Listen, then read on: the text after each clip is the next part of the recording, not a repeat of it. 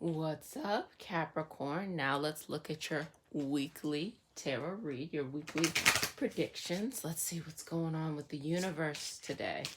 Quite a bit of love coming up, so let's dive into that a little bit further. So let's go ahead and connect with the universe.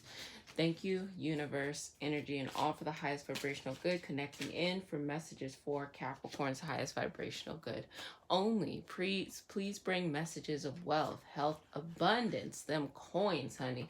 And all for the highest vibrational good of Capricorn. Only Capricorn, sun, moon, and rising. Please bring these messages in a succinct way, in that if there's any confusion, Capricorn is given the answers that they need in a clear and concise way. We live in this appreciation. We honor the ancestors. We are so grateful and thankful. Okay. So, Capricorn, here's some stuff that's coming up already. Strength. Knowing your own strength and living within or living with that strength is going to be a very important concept this week. Something that requires you to do something more than you had anticipated before, something that you didn't know that you had within you. But let's be honest, we know you're strong. Like, no one has to come in and say, like, hey, did you know Capricorn was strong? But sometimes it's like you have to remind yourself of the strength that lives within you, because that is really where true magic and true power starts to happen here. So connect in very deeply and very succinctly there. The Hierophant. In some way, you are going against the norm. What are you going against the norm with? Does it have something to do with who you're dating? Are you attracted with someone that you are attracted to someone you typically wouldn't think would be your type, but for some reason you just feel like there's something about this person that really is like kind of pulling you forward and making you feel like, okay, this is something special. This is interesting, because they are not who you would typically be with, but you're strong enough to feel like either I'm getting two things. Either you're strong enough to feel like it doesn't matter, we can, be together, or you feel like you can tame this person.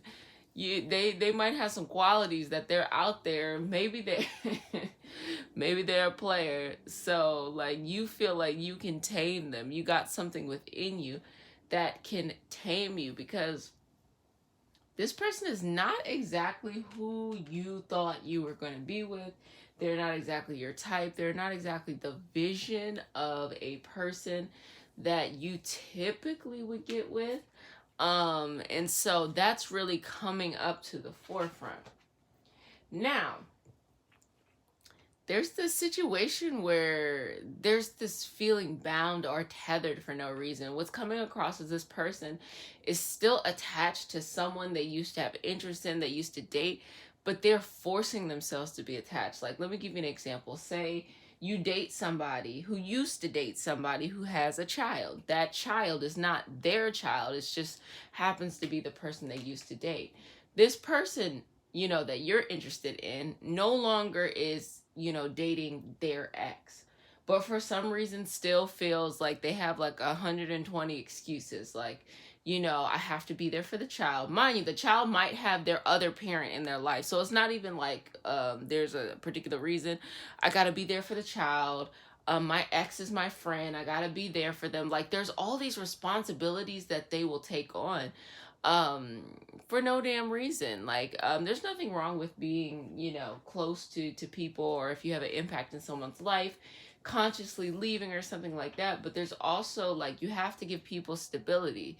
If that person knows that they're never going to be with their ex again, confusing for example, child into thinking like this is normal, and maybe some toxic dynamics still come up, because I guarantee you, if this person, sticks with the ex and the ex moves on, they're going to hold resentment, and then that's going to come out strange in their other relationships.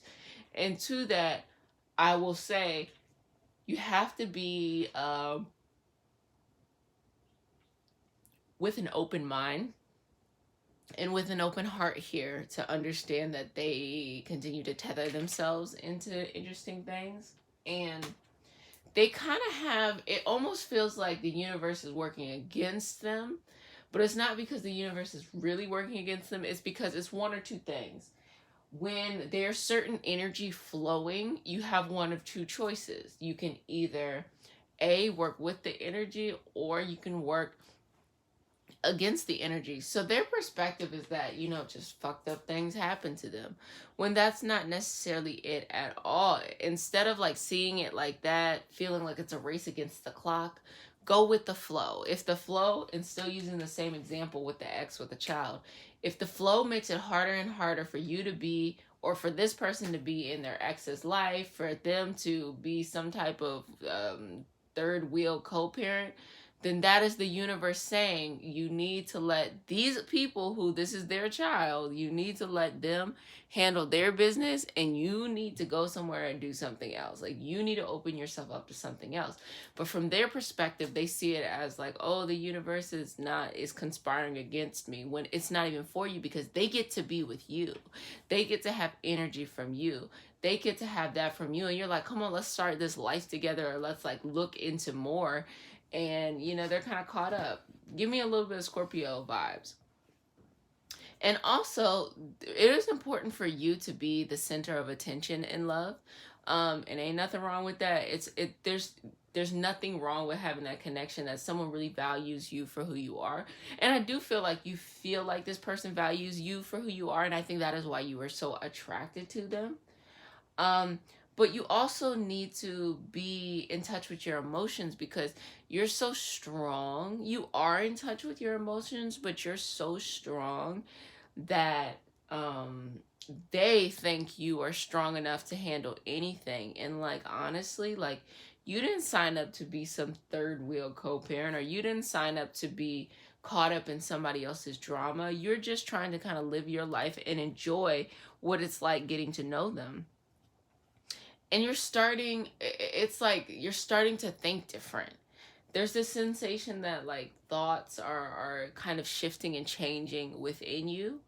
Not necessarily for the better, but maybe a little bit more pessimistic, and following the energetic current of this person. Because remember, it's like the same thing. It's like the way that somebody flows, that is what you begin to vibrate at a frequency or level, unless you can make them vibrate at your level.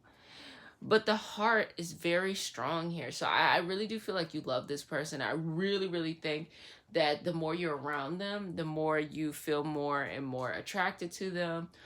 Just remember, though, if you let them lead, you will end up in these kind of situations. But if you lead, they will end up in your kind of situations. So you have to make a decision here that honestly, you got to take the lead. Like, you got to be like, come on, we about to do this, or come on, we about to do that.